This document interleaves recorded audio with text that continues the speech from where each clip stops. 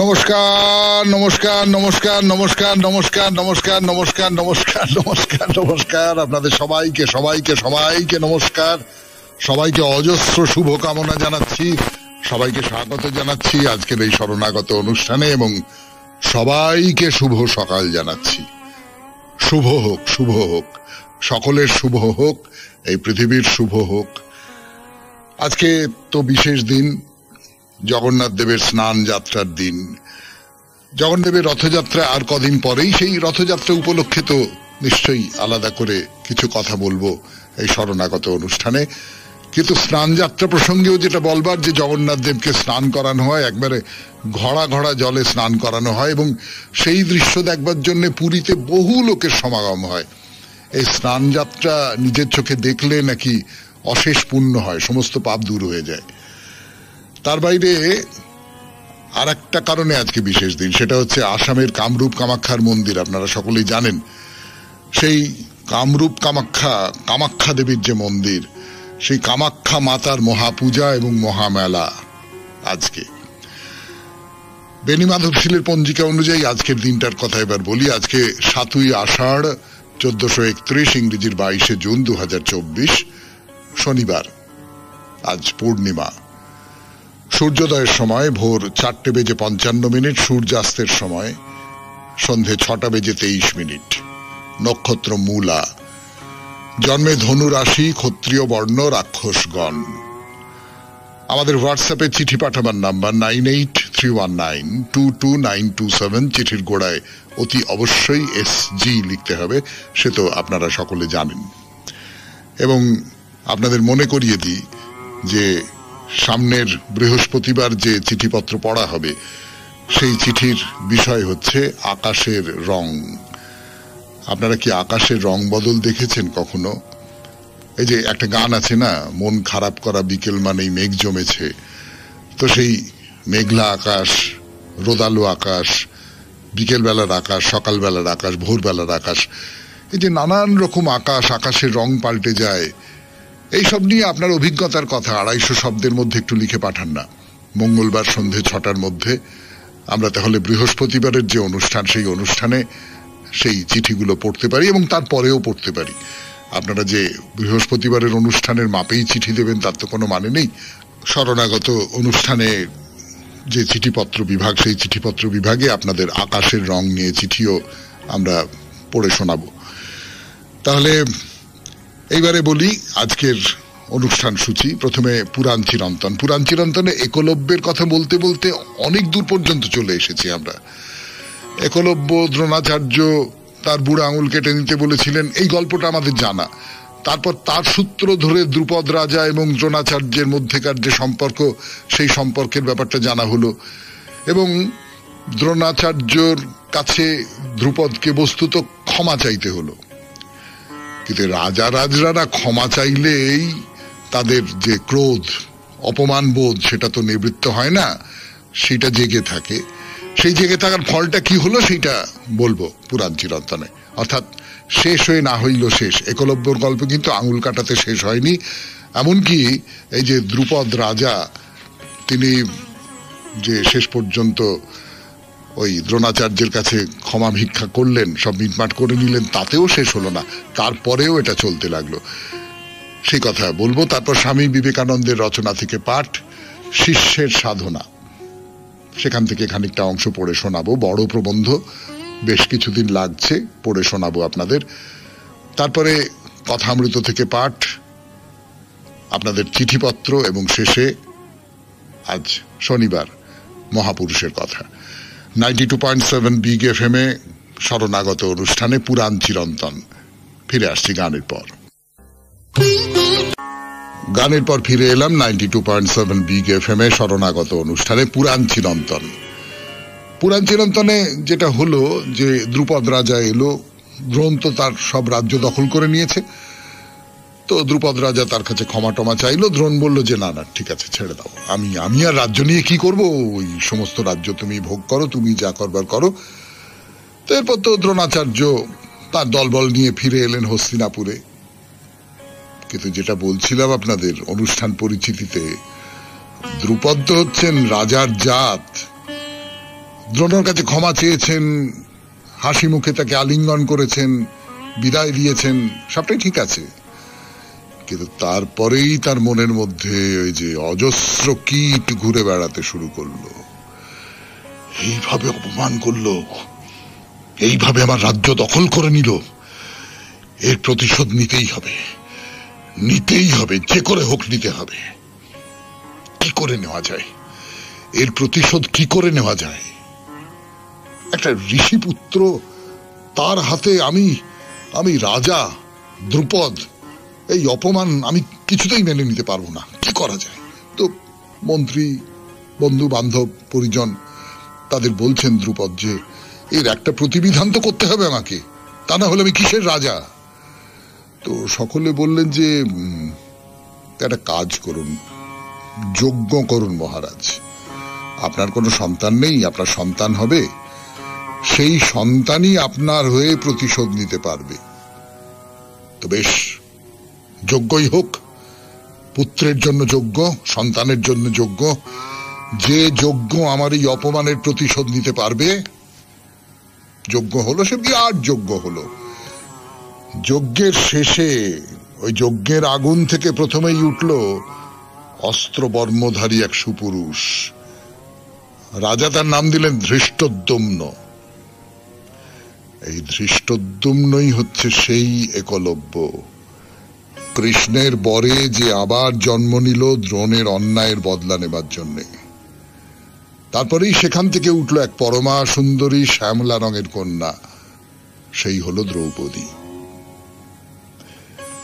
এই ধৃষ্টদ্যুম্ন কে বলি আপনাদের। মহাভারতে কুরুক্ষেত্রের যুদ্ধে পাণ্ডব পক্ষের প্রধান সেনাপতি ছিলেন এই ধৃষ্টদ্যুম্ন। যুদ্ধের ৫০ দিনে তিনি নিরস্ত্র দ্রোণের শিরশ্ছেদ করে তাকে হত্যা করেন। তাহলে প্রতিশোধ সম্পূর্ণ হলো তো? কিন্তু না, হলো না, এখনো বাকি থেকে গেল। দ্রোণের পুত্র অশ্বত্থামা, অন্যায়ভাবে আমার পিতাকে হত্যা করা হয়েছে, এই হত্যাকাণ্ড মেনে নিতে পারেননি। যুদ্ধের শেষ দিনে, অষ্টাদশ দিনে অতর্কিতে পাণ্ডব শিবিরে হানা দিয়ে ধৃষ্টদ্যুম্নকে ঘুম থেকে তুলে নির্মম ভাবে তাকে হত্যা করেন দ্রোণপুত্র অশ্বত্থামা। একটা হত্যার রক্ত ছলকে আরেকজনের গায়ে এসে পড়ে, তাকে আবার হত্যা করে, তার প্রতিশোধ নিতে আরেকজনকে হত্যা করা হয়। এই যে বদলা, এই যে প্রতিশোধ, এই প্রতিশোধের পালা চলেছে তো চলেছেই পৃথিবী জুড়ে। তার কি কোনোদিন শেষ হবে না? শুনছেন পুরাণ চিরন্তন 92.7 বিগ এফএম এ শরণাগত অনুষ্ঠানে। গানের পর ফিরে আসছি নতুন গল্পে। আমি আপনাদের সৌমিত্র বসু। রামায়ণের কথা বলি। 92.7 বিগ এফএম এ শরণাগত অনুষ্ঠান শুনছেন পুরাণ চিরন্তন। আচ্ছা, রাম, লক্ষ্মণ, ভরত, শত্রুঘ্ন রাজা দশরথের 4 ছেলে, তো আমরা সবাই জানি। তো রামায়ণের 4 ভাইয়ের কীর্তিতে সবাই খুব মুগ্ধ। একটা প্রশ্ন করি আপনাদের, দশরথের কোনো মেয়ে ছিল?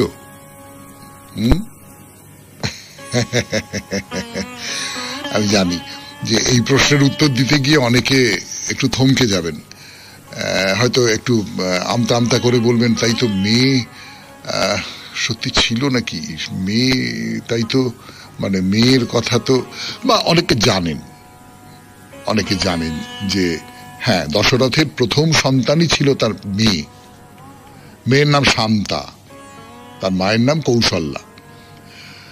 তাহলে রামায়ণের এত যে সব কথা শুনি, পড়ি, শান্তার কথা তো তেমন শুনি না।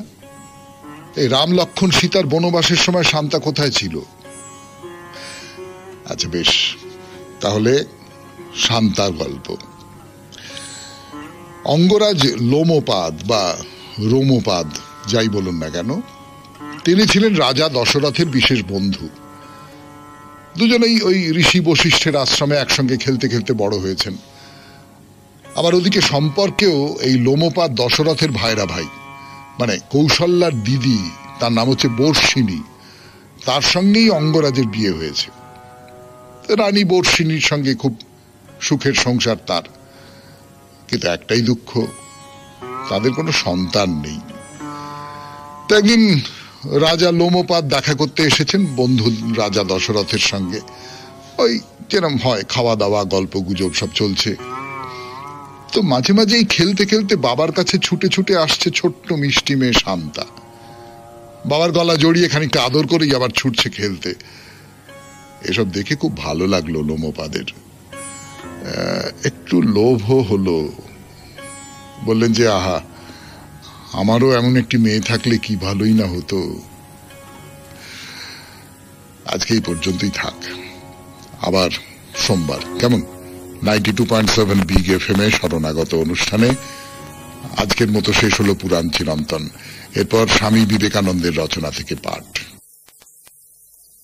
বিবেকানন্দের রচনা থেকে পাঠ 92.7 বিগ FM এ শরণাগত অনুষ্ঠান শুনছেন।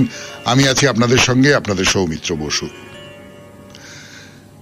গুরু আমাকে অবশ্যই শিক্ষাদান করিয়া আলোকের পথে পরিচালিত করিবেন, এবং যে গুরু শিষ্য পরম্পরার তিনি নিজে একটি যোগসূত্র, আমাকেও তাহার যোগসূত্র করিয়া লইবেন।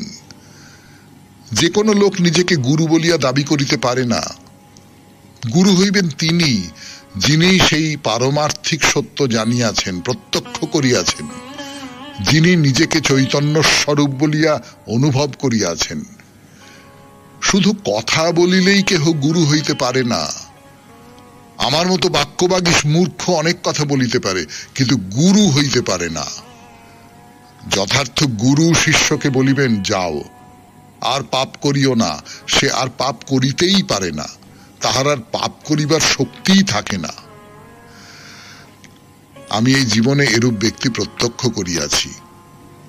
বাইবেল প্রভৃতি শাস্ত্র আমি পড়িয়াছি, এগুলি অপূর্ব, কিন্তু পুস্তকে সেই প্রাণবন্ত শক্তির সাক্ষাৎ পাইবেন না, যে শক্তি মুহূর্তে জীবন পরিবর্তন করিতে পারে। তাহা শুধু জীবনমুক্ত মহাপুরুষগণের মধ্যেই দেখিতে পাওয়া যায়। জ্ঞানের উজ্জ্বল বিগ্রহ এই মহাপুরুষগণ মাঝে মাঝে আমাদের মধ্যে আবির্ভূত হন, তাহারাই গুরু হইবার উপযুক্ত। তুমি আমি কেবল বৃথা বচনবাগীশ, গুরু বা আচার্য নই। শুধু কথার কোলাহলে জগৎকে বিব্রত করিতেছি, চিন্তা জগতে অশুভ কম্পনের সৃষ্টি করিতেছি।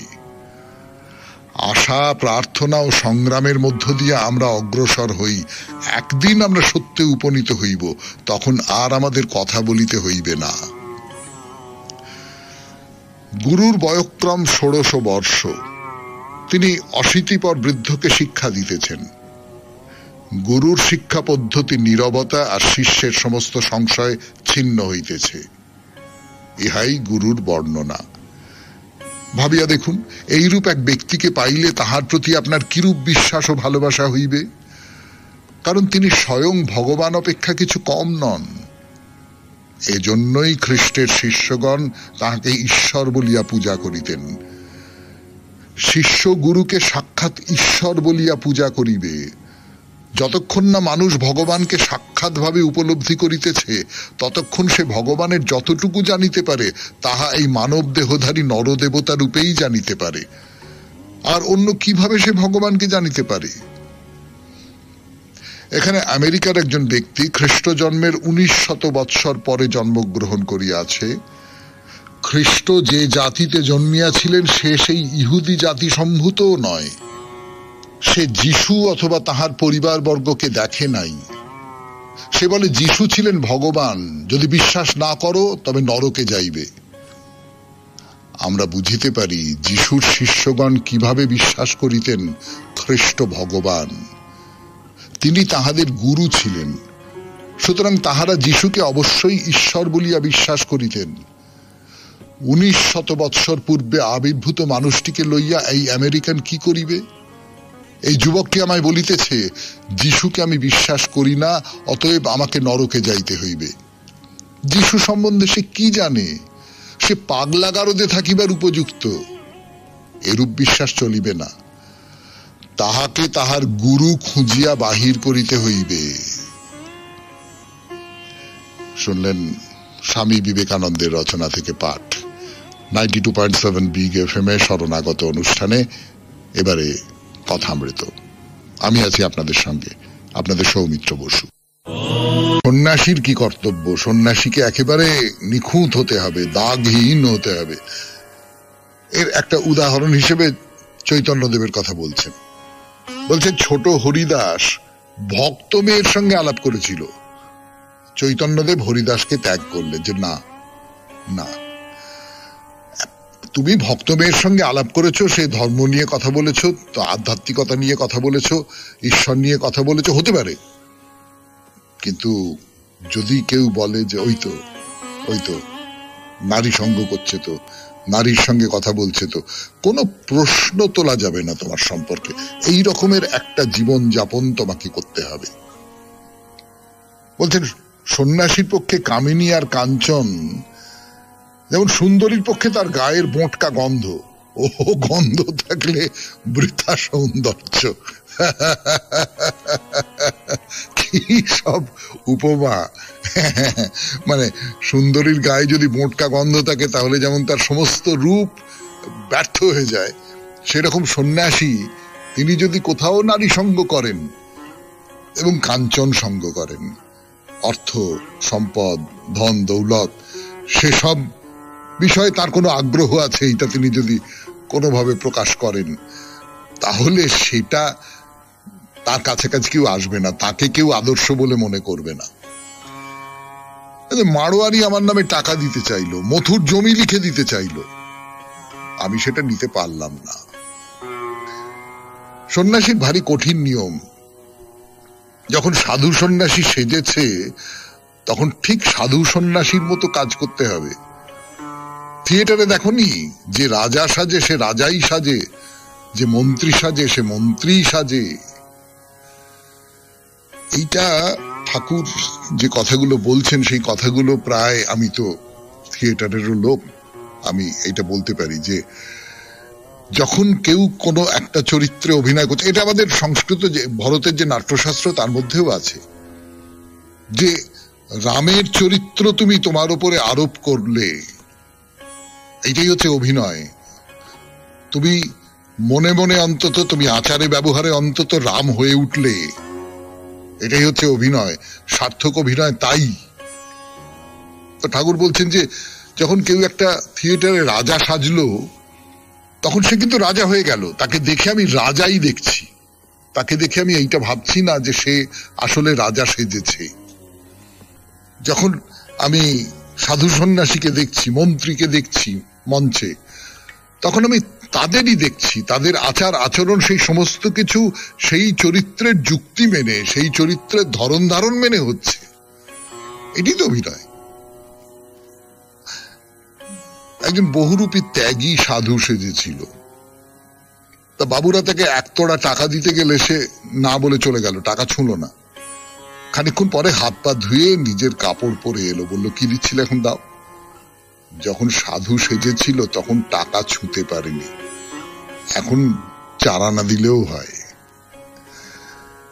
অর্থাৎ যে মুহূর্তে আমি সাধু সেজেছি সেই মুহূর্তে আমি টাকা গ্রহণ করতে পারি না, তাহলে আমার সাধু সাজাটাও ব্যর্থ হয়ে যায়। শুনছেন কথামৃত থেকে পাঠ 92.7 বিগ এফএম এ শরণাগত অনুষ্ঠানে। গানের পরে আরো পাঠ করব আমি, আপনাদের সৌমিত্র বসু। ঠাকুরের যে ভক্তরা, তারা এক একজন নিতান্ত ভক্তের জায়গা থেকে সাধন মার্গের আরো ভেতরের দিকে চলে যাচ্ছেন। ঠাকুর বলছেন, সে কথা শোনাই আপনাদের এই 92.7 বিগ এফএম এ শরণাগত অনুষ্ঠানে, যে কি যেন দেহ রক্ষার অসুবিধে হচ্ছে, ও এসে থাকলে ভালো হয়। এদের স্বভাব সব একরকম হয়ে যাচ্ছে। অর্থাৎ ঠাকুর নিজে একটু শারীরিক দিক থেকে একটু নড়বড়ে মানুষ, তো অসুস্থ, পুরোটা ঠিক করে করে উঠতে পারেন না। তাকে সেবা করবার জন্য মানুষের দরকার হয়, তাকে সেবা করবার জন্য কারুর না কারুর দরকার হয়। তো সেইখানে কোথাও একটা অসুবিধে হচ্ছে। বলছেন লাটু চড়েই রয়েছে, মানে সবসময় একটা ভাবের জগতের মধ্যে রয়েছে, ক্রমে ক্রমে লীন হয়ে যাবার যোগ। রাখালের এমনি স্বভাব হয়ে দাঁড়াচ্ছে যে তাকে আমায় জল দিতে হয়, আমার দেখাশোনা করতে বড় পারে না। বাবুরাম আর নিরঞ্জন এদের ছাড়া কই ছোকরা? যদি আর কেউ আসে বোধহয় উপদেশ নেবে, চলে যাবে, কিন্তু সঙ্গে সঙ্গে থাকবে, ঠাকুরকে দেখভাল করবে, এই রকম ছেলেপুলে আর নেই। তবে টানাটানি করে আসতে বলি না, বাড়িতে হাঙ্গামা হতে পারে। আমি যখন বলি চলে আয় না, তখন বেশ বলে আপনি করে নিন না। রাখালকে দেখে কাঁদে, বলে ও বেশ আছে। এই যে ঠাকুরের সঙ্গে যারা আছেন তাদের ভেতরেও একটা ওই সৎসঙ্গে থাকতে থাকতে থাকতে থাকতে ভেতরে তো কোথাও একটা তীব্রতা তৈরি হয়, সেই তীব্রতা তাদের মধ্যেও তৈরি হয়ে গেছে। আমি যদি আমার চোখের সামনে ওই রকমের একজন মানুষকে দেখি, যিনি তার নরদেহকে অবলম্বন করে যে কোনো মুহূর্তে অন্য আর একটা লোকে চলে যেতে পারেন, তার স্পর্শ কিন্তু কোথাও আমাকে একটা পাল্টে দেয় ভেতরে ভেতরে, সেই পাল্টে দিচ্ছে এইসব মানুষজনকে। 92.7 বিগ এফএম এ শরণাগত অনুষ্ঠানে শেষ হলো কথা অমৃত থেকে পাঠ। আমি আছি আপনাদের সঙ্গে, আপনাদের সৌমিত্র বসু। এরপর চিঠিপত্র, এরপর ফিরে এলাম 92.7 বিগ এফএম এ শরণাগত অনুষ্ঠানে। এইবার একটা ছড়া শোনাই আপনাদের। চিঠি, আসলে চিঠিপত্র, এখন তো চিঠিপত্র পড়ারই সময়। রাজবলহাট থেকে ব্রজশীল একটি চিঠি লিখেছেন, কিন্তু চিঠিটা ছড়ায় লেখা। ব্রজশীল খুব চমৎকার ছড়া লেখেন, আমাদের এই শরণাগত অনুষ্ঠানে খুব সুন্দর সুন্দর ছড়া লেখেন তিনি। সেরকম একটা চিঠি, ছড়ায় লেখা চিঠি। তার আগে একটু ছোট্ট ভূমিকা আছে, সেখান থেকেই পড়ে শোনাই আপনাদের। প্রিয় সৌমিত্রবাবু আর সকল বন্ধু স্বজন, সবাইকে শুভ নমস্কার। একটা ছোট্ট ছড়া পাঠালাম। মিথ্যে সত্যি। সহজ নাকি মিথ্যে কথা বলা? মিথ্যে বলতে চাই যে ছলা কলা, হাসি মুখে নয়তো মলিন ভাবে, মিথ্যে বলা রপ্ত করতেই হবে। ভাববে সবাই আহারে কি দুঃখী, সেই রাখালের গল্প জানো নাকি? সহজতে সত্য কথাই বলা, সত্যি কথায় সাদা সিধে চলা। বলবে সবাই এই রাম কি বোকা, অকাল কুষ্মাণ্ড এক ধেড়ে খোকা। বলুক খোকা, লজ্জা নেই তো কোনো, ধেড়ে খোকারাই বিশ্বজনীন যেন। ছড়াটি পাঠালাম রাজবলহাট থেকে ব্রজশীল। ও ছড়ার মধ্যে দিয়ে খুব হালকা চালে আপনি একটা খুব গভীর সত্যি কথা বলেছেন, যে মিথ্যে কথার অনেক আয়োজন থাকে, মিথ্যে কথার অনেক প্রস্তুতি থাকে, মিথ্যে কথায় অনেকগুলো কি বলবো আটঘাট বেঁধে চলা থাকে। সত্য খুব সহজ, সত্য খুব অকপট, এবং সেই জন্যই তার পেছনে কোনো ভাবনা চিন্তা মতলব বুদ্ধি হিসেব এই সমস্ত কিছু থাকে না। খুব চমৎকার এই কথাটি আপনি খুব চমৎকার ভাবে ছন্দে গেঁথে আমাদের শুনিয়েছেন। এবারে গানের পর মহাপুরুষের কথা, বুদ্ধদেবের কথা বলছিলাম আপনাদের, বলবো, ফিরে আসছি 92.7 বিগ এফএম এ শরণাগত অনুষ্ঠানে। মহাপুরুষের কথা, বুদ্ধদেবের জীবন কথা বলছি আপনাদের 92.7 বিগ এফএম এ শরণাগত অনুষ্ঠানে। বুদ্ধদেব ঘর সংসার ত্যাগ করেছেন, চলে এসে ঘুরে ঘুরে বেড়াচ্ছেন, জঙ্গলের মধ্যে ঘুরে বেড়াচ্ছেন। তো বনের মধ্যে উরুবেলা নামে এক নগরের প্রান্তে নিরঞ্জনা নদী, গভীর বন, সেখানে 5 জন সাধুর সঙ্গে তার দেখা হয়েছে। তো সাধুরা তাকে বলছেন যে তুমি তপস্যা করো, তপস্যার মধ্যে দিয়েই তুমি পরম সত্যকে উপলব্ধি করবে। তো কেমন করে তপস্যা করব?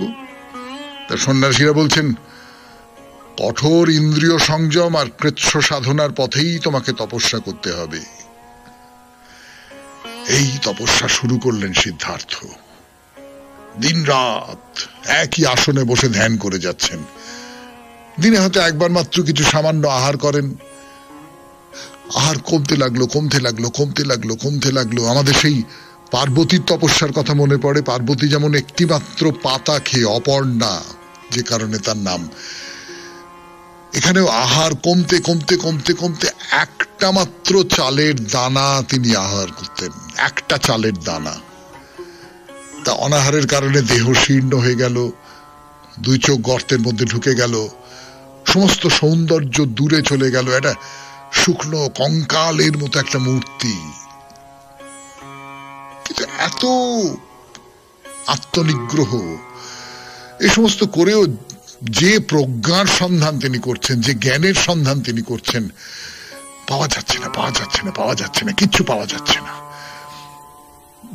যাকে আমি উপলব্ধি করতে চাইছি সে কাছে আসছে, কাছে আসছে, ধরা দিতে চাইছে, কিন্তু দূরে চলে যাচ্ছে।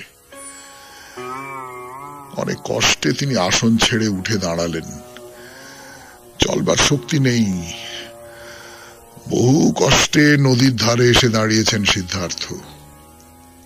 কতদিন তিনি স্নান করেন না, আজ নদীর জলে স্নান করবেন। এই যে নিজেকে কষ্ট দেওয়া, আত্মনিগ্রহ, এতে মন সায় দিচ্ছে না। এই মৃত্যু পথের দিকে এগিয়ে যাওয়া। আর কিছুদিন এইভাবে তপস্যা করলে তো সাক্ষাৎ মৃত্যু এসে যাবে। আর মৃত্যুই যদি আসে তবে তো জরা ব্যাধির থেকে মুক্তির সন্ধান পাওয়া গেল না। সিদ্ধার্থ সেই নদীর ধারে দাঁড়িয়ে ঠিক করলেন যে না না না, আর আত্মনিগ্রহের পথে যাব না। এদিকে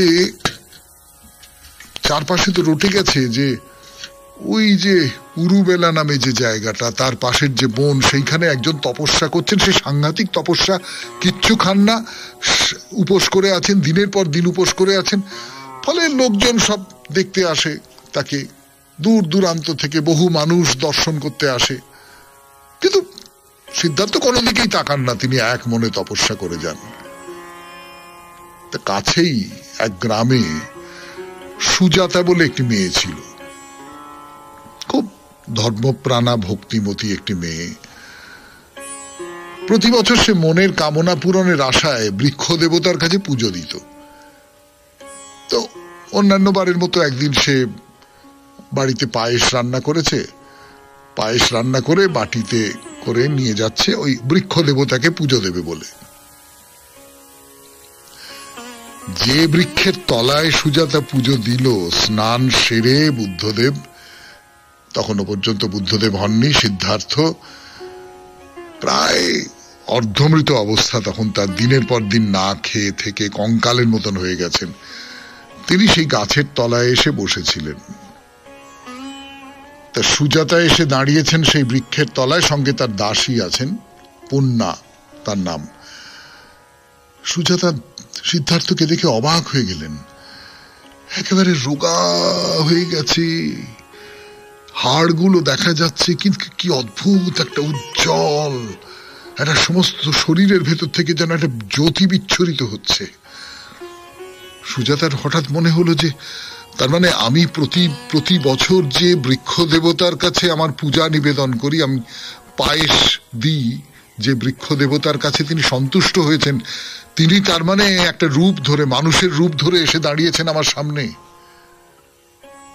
সুজাতা সিদ্ধার্থের সামনে নতজানু হয়ে তাকে পায়েস দিলেন।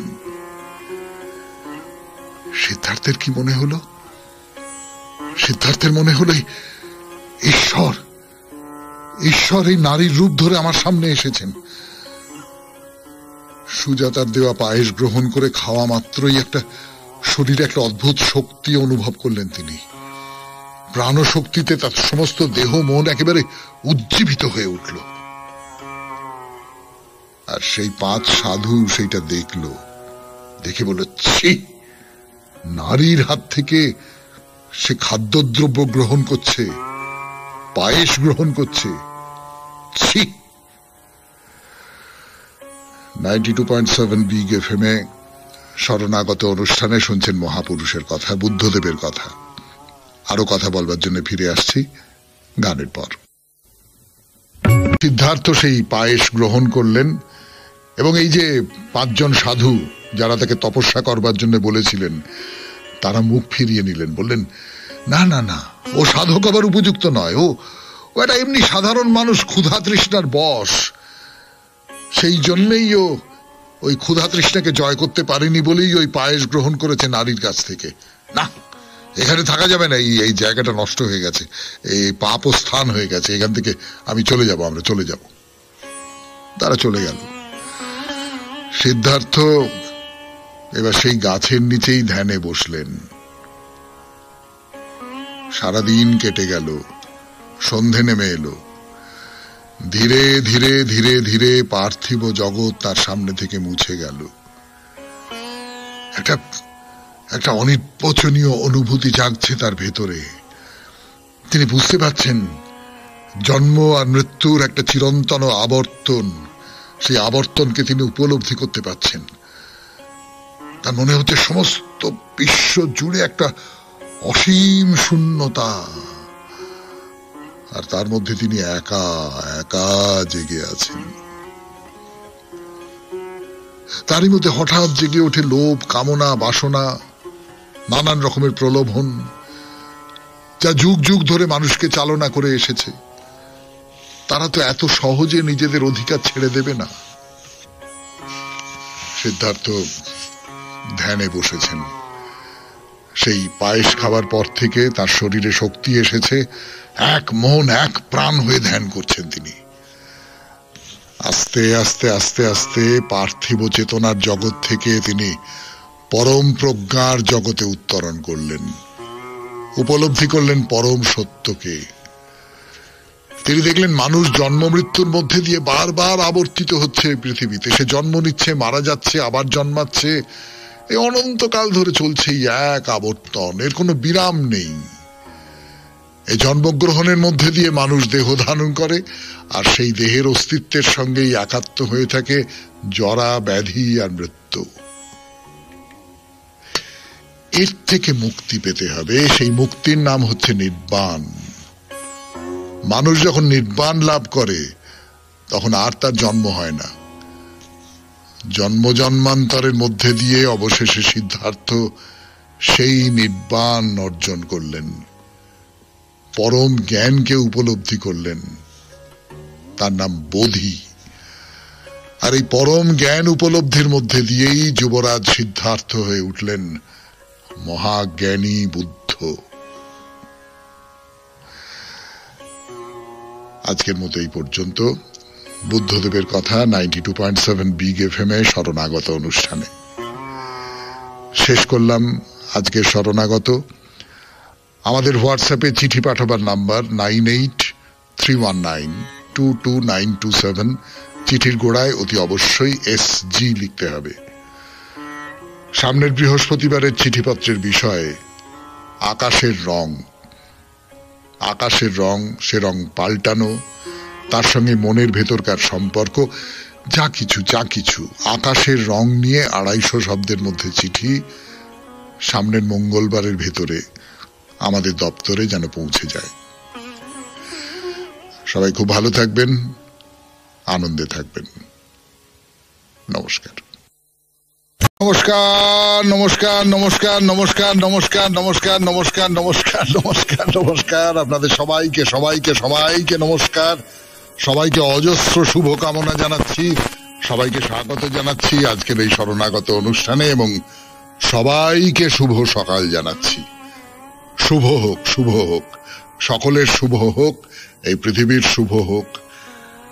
আজকে তো বিশেষ দিন, জগন্নাথ দেবের স্নান যাত্রার দিন। জগন্নাথদেবের রথযাত্রা আর কদিন পরেই। সেই রথযাত্রা উপলক্ষে তো নিশ্চয়ই আলাদা করে কিছু কথা বলবো এই শরণাগত অনুষ্ঠানে। কিন্তু স্নান যাত্রা প্রসঙ্গেও যেটা বলবার, যে জগন্নাথ দেবকে স্নান করানো হয়, একবারে ঘড়া ঘড়া জলে স্নান করানো হয়, এবং সেই দৃশ্য দেখবার জন্য পুরীতে বহু লোকের সমাগম হয়। এই স্নান যাত্রা নিজের চোখে দেখলে নাকি অশেষ পুণ্য হয়, সমস্ত পাপ দূর হয়ে যায়। তার বাইরে আর একটা কারণে আজকে বিশেষ দিন, সেটা হচ্ছে আসামের কামরূপ কামাখ্যার মন্দির। আপনারা সকলেই জানেন সেই কামরূপ কামাখ্যা দেবীর যে মন্দির, সেই কামাখ্যা মাতার মহাপূজা এবং মহামেলা আজকে। বেনি মাধবশীলের পঞ্জিকা অনুযায়ী আজকের দিনটার কথা এবার বলি। আজকে 7ই আষাঢ় 1431, ইংরেজির 22শে জুন 2024, শনিবার। আজ পূর্ণিমা। সূর্যোদয়ের সময় ভোর 4:55, সূর্যাস্তের সময় সন্ধে 6:23। নক্ষত্র মূলা। জন্মে ধনু রাশি, ক্ষত্রিয় বর্ণ, রাক্ষসগণ। আমাদের হোয়াটসঅ্যাপে চিঠি পাঠাবার নাম্বার 9831922927। চিঠির গোড়ায় অতি অবশ্যই SG লিখতে হবে, সে তো আপনারা সকলে জানেন। এবং আপনাদের মনে করিয়ে দিই যে সামনের বৃহস্পতিবার যে চিঠিপত্র পড়া হবে সেই চিঠির বিষয় হচ্ছে আকাশের রং। আপনারা কি আকাশের রং বদল দেখেছেন কখনো? এই যে একটা গান আছে না, মন খারাপ করা বিকেল মানেই মেঘ জমেছে। তো সেই মেঘলা আকাশ, রোদালো আকাশ, বিকেলবেলার আকাশ, সকালবেলার আকাশ, ভোরবেলার আকাশ, এই যে নানান রকম আকাশ, আকাশের রং পাল্টে যায়, এইসব নিয়ে আপনার অভিজ্ঞতার কথা 250 শব্দের মধ্যে একটু লিখে পাঠান না। মঙ্গলবার সন্ধে 6টার মধ্যে আমরা তাহলে বৃহস্পতিবারের যে অনুষ্ঠান, সেই অনুষ্ঠানে সেই চিঠিগুলো পড়তে পারি এবং তারপরেও পড়তে পারি। আপনারা যে বৃহস্পতিবারের অনুষ্ঠানের মাপেই চিঠি দেবেন তার তো কোনো মানে নেই। শরণাগত অনুষ্ঠানে যে চিঠিপত্র বিভাগ, সেই চিঠিপত্র বিভাগে আপনাদের আকাশের রং নিয়ে চিঠিও আমরা পড়ে শোনাবো। তাহলে এইবারে বলি আজকের অনুষ্ঠান সূচি। প্রথমে পুরাণ চিরন্তন। পুরাণ চিরন্তনে একলব্যের কথা বলতে বলতে অনেক দূর পর্যন্ত চলে এসেছি আমরা। একলব্য দ্রোণাচার্য তার বুড়ো আঙুল কেটে নিতে বলেছিলেন, এই গল্পটা আমাদের জানা। তারপর তার সূত্র ধরে দ্রুপদ রাজা এবং দ্রোণাচার্যের মধ্যেকার যে সম্পর্ক, সেই সম্পর্কের ব্যাপারটা জানা হলো। এবং দ্রোণাচার্যর কাছে দ্রুপদকে বস্তুত ক্ষমা চাইতে হলো, কিন্তু রাজরাজরা ক্ষমা চাইলেই তাদের যে ক্রোধ, অপমান বোধ, সেটা তো নিবৃত্ত হয় না, সেটা জেগে থাকে। সেই জেগে থাকার ফলটা কি হলো সেইটা বলবো পুরাণ চিরন্তনে। অর্থাৎ শেষ হয়ে না হইল শেষ। একলব্যর গল্প কিন্তু আঙুল কাটাতে শেষ হয়নি। এমনকি এই যে দ্রুপদ রাজা, তিনি যে শেষ পর্যন্ত ওই দ্রোণাচার্যের কাছে ক্ষমা ভিক্ষা করলেন, সব মিটমাট করে নিলেন, তাতেও শেষ হলো না, তারপরেও এটা চলতে লাগলো। সেই কথা বলবো। তারপর স্বামী বিবেকানন্দের রচনা থেকে পাঠ, শিষ্যের সাধনা, সেখান থেকে খানিকটা অংশ পড়ে শোনাবো। বড় প্রবন্ধ, বেশ কিছুদিন লাগছে, পড়ে শোনাবো আপনাদের। তারপরে কথামৃত থেকে পাঠ, আপনাদের চিঠিপত্র, এবং শেষে আজ শনিবার মহাপুরুষের কথা।